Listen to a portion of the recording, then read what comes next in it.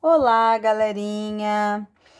Hoje nós vamos fazer algumas questões sobre dilatação dos sólidos. Bora lá? A primeira questão diz o seguinte: num laboratório, um grupo de alunos registrou o comprimento L de uma barra metálica à medida que sua temperatura T aumentava, obtendo o gráfico ao lado. Então, aqui está o gráfico. Pela análise do gráfico, o valor do coeficiente de dilatação do metal é. Então, observem que o gráfico está marcando comprimento em função da temperatura, em milímetros. Então, o que a gente pode obter desse gráfico aí? Primeiro, o gráfico parte desse ponto e vai até este ponto. Este ponto aqui marca a temperatura inicial e o comprimento inicial. Este outro ponto aqui marca a temperatura final e o comprimento final. Se eu tenho temperatura inicial e temperatura final, eu tenho o meu ΔT. Então, a partir daqui, eu obtenho o meu ΔT, que é a variação de temperatura. Ou seja, temperatura final menos temperatura inicial, né? É o nosso delta. Eu tenho uma variação de temperatura, então, de 100 graus Celsius. Deste lado aqui, nós podemos obter também a variação do comprimento, o ΔL, já que o ΔL também é o L final menos o L inicial. Na realidade, né, a gente sabe que qualquer variação é o final menos o inicial. Então, variação do comprimento, comprimento final menos o comprimento inicial. Então, eu tenho 801 menos 800, eu tenho um ΔL igual a 1 milímetro. Sabendo ΔL, sabendo ΔT e sabendo L0, eu consigo jogar na minha equação, certo? Então, vamos aqui. A equação da dilatação de comprimento é variação do comprimento é igual ao comprimento inicial vezes o coeficiente de dilatação, que é a nossa incógnita, vezes a variação de temperatura. ΔL eu achei aqui, 1 milímetro. O L0 também achei aqui, tudo no gráfico, 800. O alfa é o que a gente quer saber, que é o coeficiente de dilatação, e o ΔT é o 100, né? 100 graus Celsius. Então, vamos resolver o lado direito aí da equação. Aqui eu tenho 800 vezes 100 vezes alfa. Você já poderia ter passado direto aí para a notação científica. Ou faz um passo a passo aqui. 1, 2, 3, 4 casas. Então, 80.000 é igual a 8 vezes 10 elevado a 4 vezes alfa. Dividindo, alfa é igual a 1, que divide 8 vezes 10 a quarta. 8 vezes 10 a quarta, né? 1, no caso, dividido por 8, vai dar 0,125. Quando eu tenho uma potência de 10 no denominador, ela sobe com o expoente com sinal trocado. Então, se aqui no denominador ela está com 10 a menos a 4, ela sobe 10 a menos 4. Por quê? Porque eu tenho aqui uma divisão de potência. Aqui o 1 é a mesma coisa que eu tivesse 1 vezes 10 elevado a 0. 10 elevado a 0 dividido por 10 elevado a quarta, eu subtraio os expoentes, ficaria 0 menos 4, que daria menos 4. Ou simplesmente grava assim, tá no denominador? Sobe com expoente negativo. Ou, no caso, se é positivo, sobe negativo. Se é negativo, sobe positivo. Troca. Não tem essa resposta porque a resposta está em notação científica. Eu tenho que andar uma casa para a direita. Se eu ando para a direita, ou seja, no sentido de aumentar o número de 0,125 para 1,25, eu diminuo mais uma casa no expoente. Subtraio uma casa do expoente. Então, isso daqui vai ficar 1,25. 10 a menos 4, menos 1 da casa que eu andei, vai ficar 10 a menos 5 graus Celsius a menos 1, que é a unidade de coeficiente de dilatação. Alternativa correta aí, então, letra E, ok? A nossa próxima questão, ela fala assim: uma placa de aço sofre uma dilatação de 2,4 centímetros quadrados. Então, ele já está me dando a dilatação, ou seja, o ΔS. Olha que ele está falando centímetro quadrado. Centímetro quadrado é a unidade de área. Então, eu preciso saber que essa unidade é de área. Então, eu tenho ΔS, 2,4 centímetros quadrados. Quando aquecida de 100 graus Celsius. Se ela foi aquecida de 100 graus Celsius, esse daqui é o meu ΔT, já é a variação.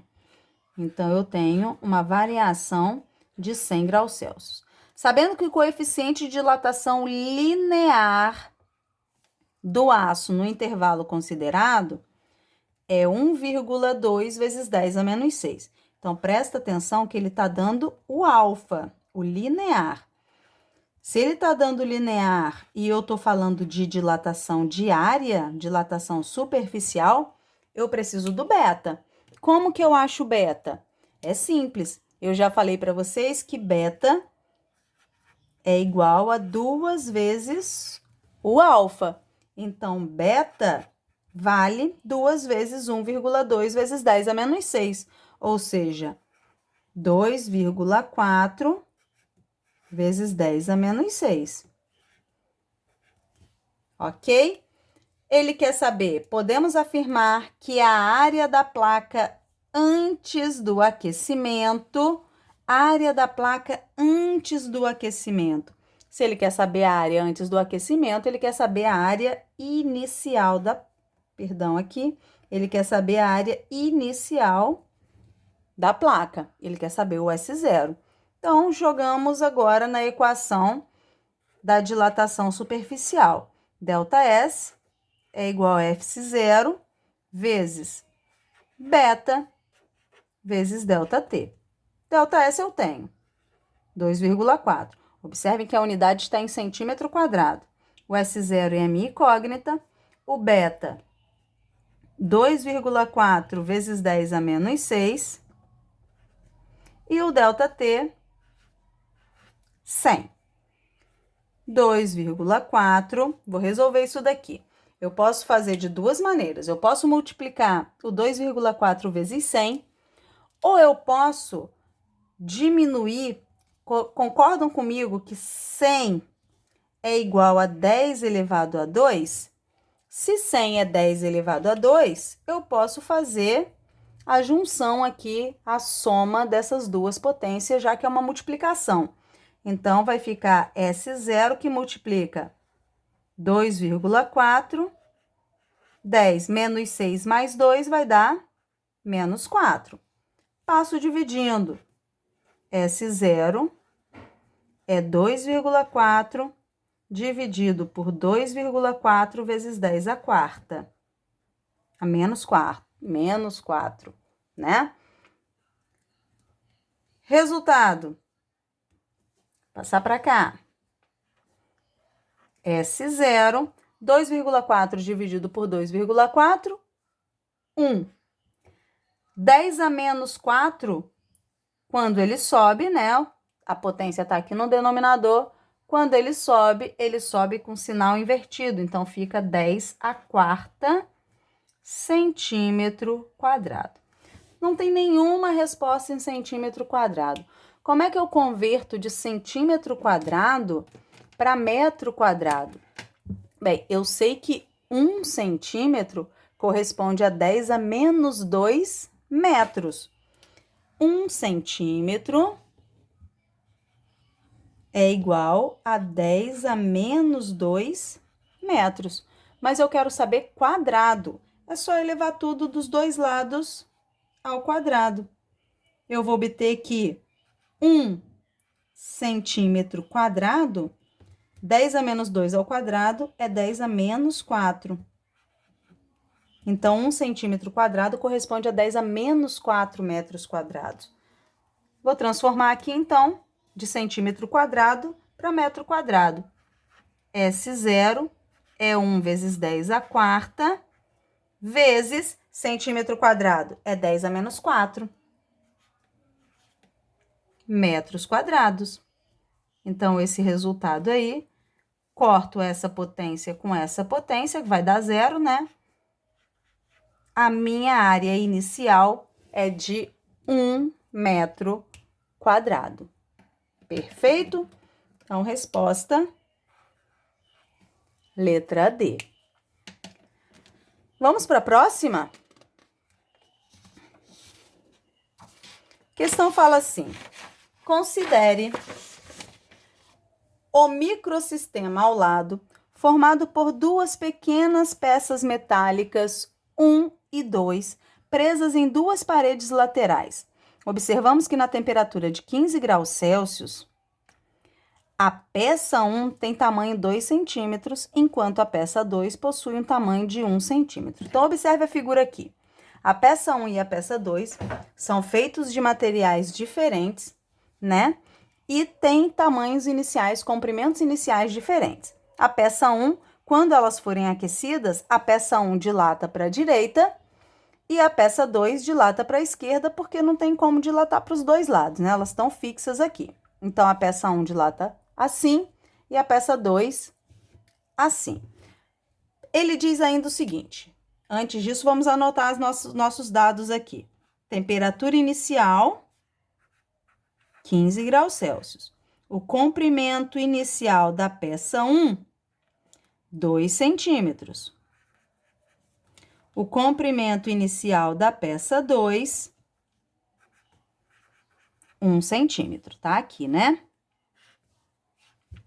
Ainda nesta temperatura, as peças estavam afastadas apenas por uma pequena distância igual a D. Então, observem que elas estão afastadas por uma distância D igual a 5 vezes 10 a menos 3 centímetros. Então, eu tenho aqui, ó, D é igual a 5 vezes 10 a menos 3 centímetros. Sabendo que o coeficiente de dilatação linear da peça 1, alfa 1, é igual a 3 vezes 10 a menos 5 graus Celsius a menos 1, e que o coeficiente de dilatação da peça 2 é 4 vezes 10 a menos 5 graus Celsius a menos 1, qual deve ser a temperatura do sistema para que as duas peças entrem em contato sem empenar? Então, eu quero saber a temperatura final do sistema. Para isso, primeiro eu vou descobrir o meu ΔT.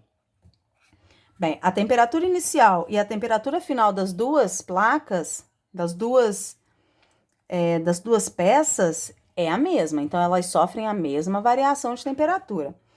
Se elas vão aquecer e elas vão unir-se, né? Se elas vão se juntar aqui, eu sei que o D nada mais é do que o que a placa 1 dilatou mais o que a placa 2 dilatou. Porque se elas dilatam e elas vão se encontrar, o D é a soma dessas duas dilatações.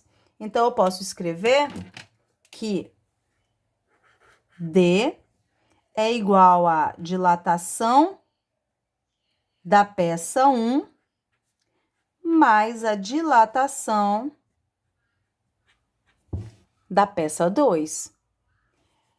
Ainda substituindo aí, quem é a dilatação da peça 1? Dilatação da peça 1 é o comprimento da peça 1, vou botar entre parênteses, vezes o coeficiente de dilatação da peça 1, vezes a variação de temperatura da peça 1. Mais, quem é o ΔL da peça 2?